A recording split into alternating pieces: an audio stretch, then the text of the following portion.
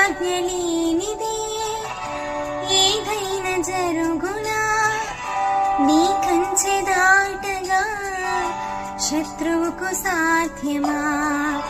నీ ఆజ్ఞ లేనిదే ఏదైనా జరుగునా, నీ కంచె దాటగా శత్రువుకు సాధ్యమా? మా దేవా నీవే మా తోడుంటే అంతే చాలును. అపవాది తలచిన కీడులన్నీ మేలై